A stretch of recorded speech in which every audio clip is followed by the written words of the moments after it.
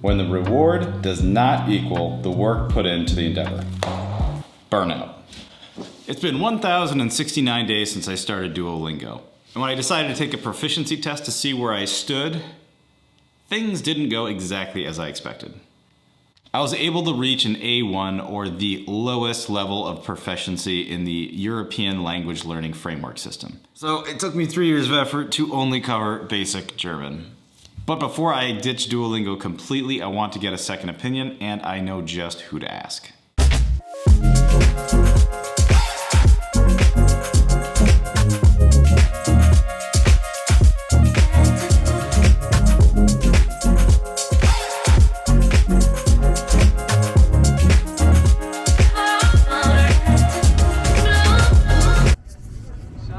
Hey man, how's it going? Oh, you're looking sharp.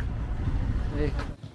So Christoph, I've been in the EU like a year now, and it's a little embarrassing that I can only speak English. In Northern Europe, you're gonna be fine, but yeah, in Southern Europe, I would say it could be a problem, speaking only English in the long term. It seems like everyone here can speak at least 2 languages. How many can you speak? So, I mean, I was born in Germany, so I speak German, then I get English, of course, as everyone in Germany pretty much. And then I moved to Spain, so I would say my Spanish is decent. And now I'm getting started with Italian. What are your expectations for Americans coming here? Well, my expectations adjusted a little bit after getting to know some Americans who only speak English, so yeah. I don't expect really more than English. Maybe a little bit of Spanish, depending where the person is coming from. I mean, somewhere from California or Florida, I would expect to know some Spanish. Yeah, I mean, I took Spanish in high school, but honestly, second language is not something that Americans take very seriously. I've been trying to learn German. What's your advice for me as a native German speaker? Okay, so how long have you been studying so far, and like how have you studied? What have you done? I mean, right now I've probably been spending, honestly, most days like 5 minutes a day using Duolingo. And some days maybe 15 minutes, maybe up to an hour, but those are kind of rare for 3 years. Okay, I was first thinking, wow, 50 minutes a day is not much. But then for 3 years? Yeah, so I've never tried Duolingo actually before. Do you want to give it a shot? Okay. Select the correct image. Okay, well, that's not such a tough one. You can always light up oil and then it will also give heat, but it's the word and the image. Interesting concept. 2 in a row. Wegen dem Wind konnten sie kein Picknick machen. I just tried to do some weird accent. It still got it. It still got it, okay. You're doing a great job on my homework. This is fantastic. Maybe I give it a shot in Italian, you know what? Just to test myself. Like what level? Does it tell you, oh, your level is supposed to be A2, B1? No, so that's something that was annoying. That's why when I took that test, I was kind of peeved. I thought I would get up to an A2 with this, but like, how did you learn your languages? Well, mostly starting with classes, and yeah, it took very long. Like, how many years did you study English in Germany? So I studied, I think 6 years in school. It's not that long. Most people even take it longer, I think, but I started with Latin. So it was not the first language I learned, even though Latin is not something you speak. Why do Germans take Latin? I don't know, it's the basis for all of the Romanic languages. It kind of gives an advantage, but there are also many people that say, forget it, just do French or so. So it sounds to me like to really learn a language, it takes 6 to 7 years of either classes, in the case of you learning English, or immersion of living in Spain and taking some classes there, but then mostly just immersion. Yeah, I mean, depending on your talent for languages, I think I'm not especially talented. Well, mediocre. I studied engineering, and you studied economics. So I think we're both more math-oriented people. I don't think our language centers in our brains are super well developed, but I'm very impressed that you can speak so many languages. Can you teach me some German? Some German slang? Sure, I can try. Probably not really up to date anymore with the slang that today's youth uses in Germany. First because I'm old now and I'm not living in Germany anymore. So.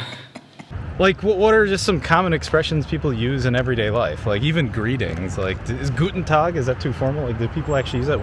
What's a common greeting with you and your friends? How do you greet them? Very regional. Okay, well, in Bavaria, because that's where you grew up. Servus. Just servus. Servus. And with your friends, you could even do the shorter version. Yeah. Version, which is just sers. Sers. You kind of leave out the VU part, just SERS. You could say Grüßi. Grüßi. Yeah. It's a shorter version of Grüß Gott. Yeah, it's just without the God. Like, how do natives order a beer? So you usually just say the size, because then they know you want a beer. Yeah. So you say a Häube. Ahoy. Ein Häube? A Häube. Ah, Häube. So ein in Bavaria is just a. Ah, okay, so this is also Bavarian. Oh, it's like English. Yes, okay. So Bavarian's easier then. Yeah. For ordering, you just say, I take, right, ich nehme. Ich nehme. Ich Okay. nehme das und das. It's some weird word to say very. Yeah. Something that's very great. Yeah. You could say end. E-N-D. End. Don't ask me where it comes from. But you say endgeil. That means Endgeil. it's the same as sehr geil. You even also want to do a long E. Endgeil. All right, man. Thanks for the Alright. advice. You're welcome. Appreciate it. See you next time. Yeah. Take care, dude. Find me. Thanks, man.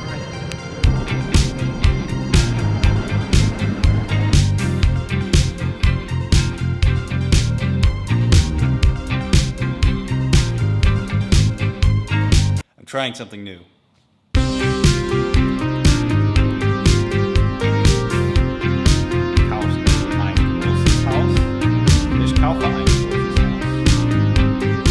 You might relate to this, but I despised Spanish class in high school.